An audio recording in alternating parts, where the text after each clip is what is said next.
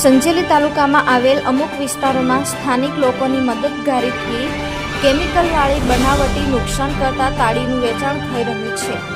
પ્રાપ્ત માહિતી અનુસાર સંજેલી તાલુકામાં આવેલ આજુબાજુ ગ્રામ્ય વિસ્તારો તેમજ અમુક વિસ્તારોમાં સ્થાનિક લોકોની મદદગારીથી સંજેલી તાલુકામાં બીજા રાજ્યના લોકો આવીને બનાવટી તાળી અને કેમિકલવાળી તાળીનું વેચાણ કરી રહ્યા છે।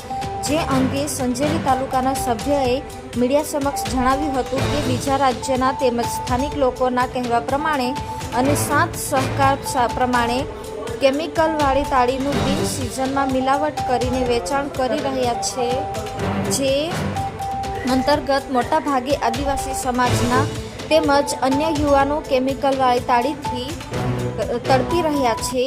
જો કે આ અંગે ગેરકાયદેસર તાળીના વેચાણ પર પ્રતિબંધ લગાવવામાં આવે અને કાયદેસરની તપાસ કરવામાં આવે તેવી ગ્રામજનો દ્વારા લોક માંગ ઉઠવા પામી છે।